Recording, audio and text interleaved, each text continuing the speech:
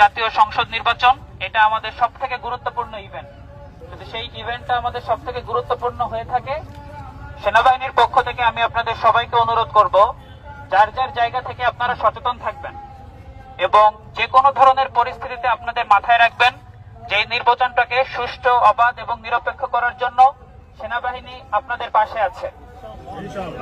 গত প্রায় 2 বছর ধরে আমরা আপনাদের সাথে আছি এবং আগামীতে যাতে করে এই নির্বাচনটা সুষ্ঠুভাবে সম্পন্ন হয়, এই জন্য আমরা আপনাদের পাশে সর্বাত্মক সহযোগিতা করব এবং এই নির্বাচনটাকে যাতে করে সাকসেসফুল হতে পারে, এই জন্য আপনাদের মনে রাখতে হবে সেনাবাহিনী কিন্তু প্রতিজ্ঞাবদ্ধ যে এই নির্বাচনটাকে সাকসেসফুল করতে হবে। এই জন্য আমি আপনাদের সবার সহযোগিতা এবং সবার ঐকান্তিক একটা অংশগ্রহণ আমি আশা করি যে আপনারা সবাই আমাদের সহযোগিতা করবেন। এখন সহযোগিতাটা কিভাবে করা যাবে? বিভিন্ন সময়ে বিভিন্ন তথ্য প্রদানের মাধ্যমে আপনারা আমাদের সহযোগিতা করবেন। যে কারো মাথায় আছে কেউ নাশকতা করতে চাচ্ছে, কেউ প্রতিহিংসামূলক কোনো কর্মকাণ্ড করতে চাচ্ছে, অথবা দেশ বিরোধী কোনো কর্মকাণ্ড করতে চাচ্ছে, আপনারা দয়া করে আমাদের সঠিক তথ্যটা সঠিক সময়ে প্রদান করবেন।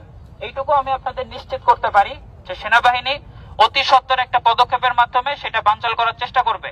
দেশের নিরাপত্তা রক্ষার ক্ষেত্রে যে কোনো কার্যক্রম আমরা খুব শক্ত হাতে সেটা আপনাদের পাশে থাকবো। বুঝতে পেরেছেন? এবং দ্বিতীয় যে পয়েন্টটা আমি সবাইকে বলতে চাই, আমি আপনাদের অলরেডি বলেছি, সেটা হচ্ছে যদি আমাদের কারোর মনে থাকে যে আমরা কোনো ধরনের অবৈধ কোনো কাজ করতে চাই বা প্রতিহিংসামূলক কোনো কাজ করতে চাই অথবা কোনো পরিবেশ অস্থিতিশীল করতে চাই, আমি তাদের জন্য এটা শেষবারের মতো একটা ওয়ার্নিং দিয়ে দিতে চাই, আপনারা এইগুলা মাথা থেকে ঝেড়ে ফেলেন। এরকম কোনো কর্মকাণ্ডকে প্রশ্রয় দেওয়া হবে না। কোন আইন শৃঙ্খলা রক্ষাকারী বাহিনী, সেনাবাহিনী এবং স্থানীয় প্রশাসন কেউ এই ধরনের কোন কর্মকাণ্ডকে কিন্তু প্রশ্রয় দিবে না। এবং আমি এটা আপনাদের বারবার আমি ব্রিফিং করছি, বারবার জানাচ্ছি, আমি আশা করব আপনারা সবাই আমাদের সহযোগিতা করবেন এবং আশেপাশে যারা আছে সবাইকে এটা তথ্যটা জানাবেন যে এই ধরনের কোন কর্মকাণ্ডতে অংশগ্রহণ করা যাবে না। বুঝতে পেরেছেন? কোন ধরনের দেশ বিরোধী কোন কর্মকাণ্ডে আমরা যাতে জড়িয়ে না পড়ি, তাহলে খুব শক্ত হাতে আমাদের সেটা দমন করতে হবে। আপনি যেই হন না কেন, কোনো ছাড় এই ক্ষেত্রে দেওয়া হবে না। আমি আবারও বলছি, সেনাবাহিনীর পক্ষ থেকে কোনো ছাড় এই ক্ষেত্রে দেওয়া হবে না যদি কেউ কোনো ধরনের অনৈতিক কোনো কর্মকাণ্ডে জড়িয়ে পড়েন।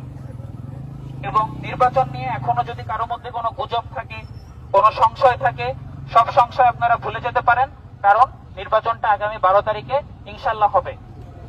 এই ধরনের কোনো ভ্রান্ত ধারণা বা কোনো পথভ্রষ্ট কেউ হবেন না, এটা অনুরোধ করার জন্য আমি আসলে এসেছি। যেহেতু গোলাপগঞ্জ বাজার, আপনারা সবাই এখানে আছেন, স্থানীয় লোকজন আছেন, এইখানে আপনাদের সাথে কথা বলার মাধ্যমে এই কথাটা আমি চাই পুরা সিলেট 6 আসন এই বিষয়টা জানুক।